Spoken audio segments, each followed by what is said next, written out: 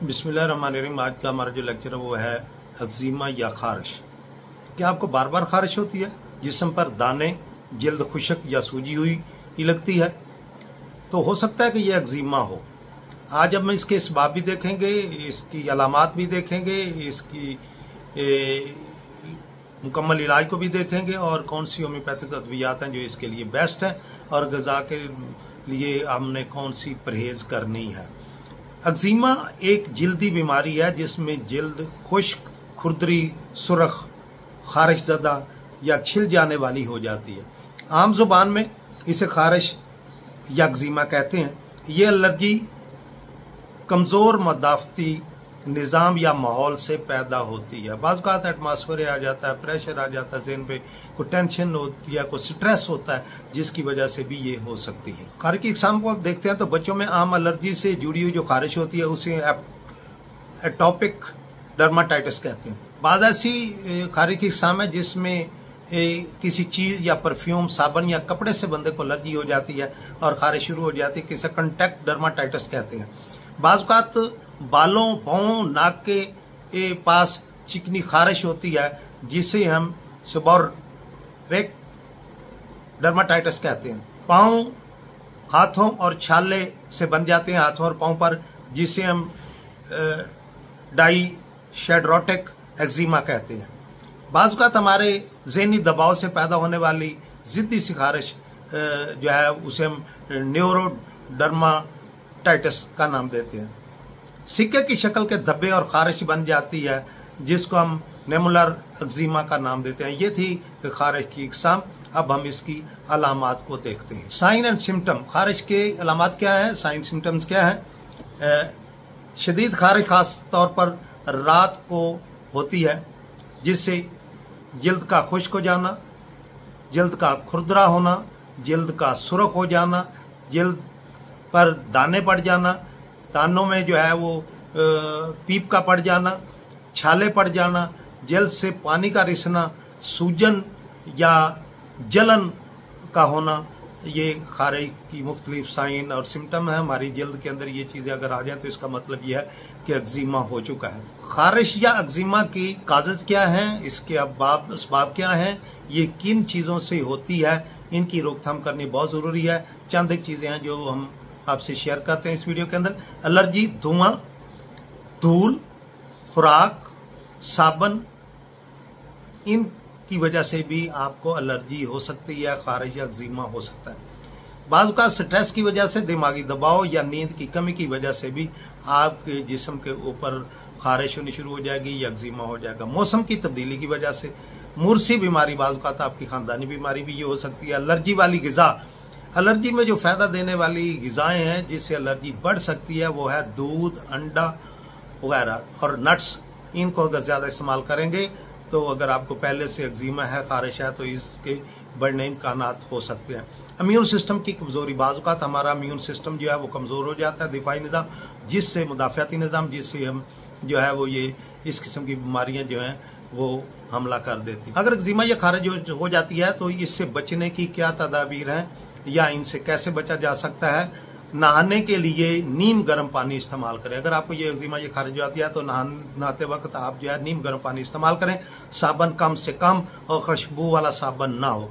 रुई के नरम कपड़े पहने, जिसे हम कॉटन के कपड़े कहते हैं। रेशमी कपड़ों से इज्तनाब करें। नाखून छोटे रखें ताकि जल्द जो है वो ज़ख्मी ना हो पाए।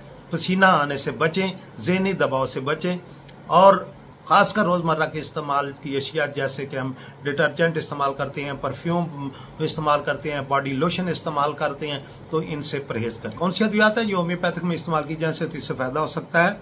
R23 स्किन और डिजीज़ ड्रॉप्स हैं जो कि हम बीमारी के वक्त ले सकते हैं। आधा कप पानी में आप 10 से 15 कतरे डालें और दिन में 2 से 3 बार, सुबह शाम या सुबह दोपहर शाम आप इसको ले सकते हैं।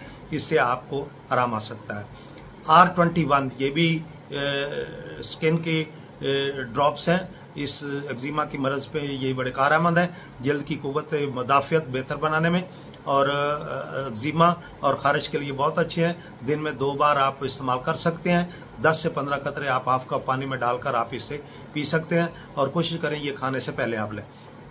इसके अलावा ग्रेफाइट 30 पोटेंसी में आप ले सकते हैं। खुश्क खुरदरी जल्द फटने वाले छाले जो है उनके लिए बहुत अच्छी है। दिन में एक बार खाली पेट आप इसे ले सकते हैं। सल्फर 200 पोटेंसी में आप ले सकते हैं। ये जो खास किस्म की खारिश, ज़िद्दी किस्म की खारिश है जिसे एक्जिमा हम कहते हैं, इसके लिए आप हफ्ता में एक बार सिर्फ ये ले सकते हैं। सल्फर 200 इसको आप ले सकते हैं सिर्फ हफ्ता में एक बार। सोरोनियम 200 ये भी आप हफ्ता में एक बार ले सकते हैं। खानदानी खारिश बार बार लौट आने वाली ऐसी खारिश जो कि एक दफ़ा आराम आ गया और फिर दोबारा शुरू होगी, इसके लिए आप सोरोनियम को ले सकते। ये थी डॉक्टर रैकबर्ग की अद्वियात जो कि हमने आपको रिकमेंड की।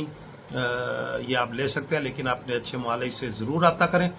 चंद एक ऑइंटमेंट और क्रीमें जो कि आप जो है इस्तेमाल कर सकते हैं जिस जगह पर खारिश है। कैलेंडुला ऑइंटमेंट जल्द को सुकून और सोजश को कम करती है, ये आप इस्तेमाल कर सकते हैं। ग्रेफाइट ऑइंटमेंट जल्द खुश्क जल्द पर मौसर है। अगर आपकी जल्द जो है खुश्क है तो उसके लिए ये बहुत मौसर है। E45 क्रीम या सीटाफिल ये जल्द को नम रखती है, मॉइस्चर रखती है, ये बहुत अच्छी है।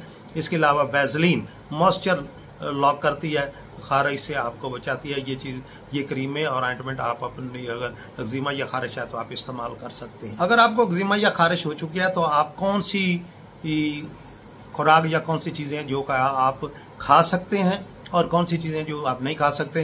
तो जो आप खा सकते हैं उसमें हरी सब्जियां, पालक, धनिया, गाजर, खीरा, चुकंदर, जैतून का तेल, बादाम, अखरोट। पानी ज़्यादा से ज़्यादा पिएं और ओमेगा 3 वाली ग़िज़ाएँ जो है वो इस्तेमाल करें, जैसे मछली है, मछली, फ्लैक्स सीड भी आप इस्तेमाल कर सकते हैं। ये चीज़ें आप नहीं खा सकते, ये आपकी एलर्जी या एक्जिमा में इजाफा करेंगे। दूध और इससे बनी हुई अशिया जैसा कि दही है, मक्खन है, ये चीज़ें आपकी एलर्जी में और एक्जिमा में इजाफा करेंगे। चॉकलेट, मीठा, स्वीट, हर किस्म की जो है आप नहीं खा सकते। अंडे, अगर हसासियत ज़्यादा तो अंडे मत खाएं।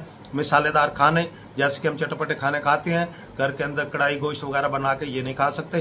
गंदा या बाजारी खाना जिसे हम जंक फूड भी कहते हैं और फास्ट फूड भी कहते हैं, इससे बचना चाहिए।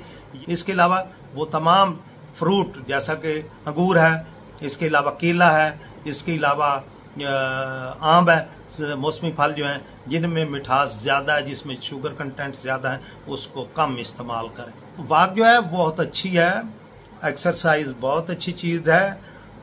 अपने जिस्म को तवाह रखने के लिए वॉक भी करें और एक्सरसाइज भी करें। इसके लिए रोज़ाना 20 से 30 मिनट हल्की वॉक एक्जिमा में मुफीद है, क्योंकि ये ज़हनी दबाव कम करती है और खून की गर्दिश बेहतर बनाती है। धूप में सुबह की हल्की सी लाइट से विटामिन डी हासिल होता है जो जल्द के लिए इंतहाई मुफीद है। लिहाजा आपके लिए वॉक करना बहुत ज़रूरी है। वॉक करें और किसी एक्सरसाइज करें ताकि आपका जिस्म जो है वो आपकी जल्द जो है वो ठीक रहे। तो अगर हमारी ये आज की वीडियो आपको पसंद हुई तो इसको लाइक भी करें, दोस्तों को फॉरवर्ड भी करें और हमारे चैनल को सब्सक्राइब भी करें। Thank you so much.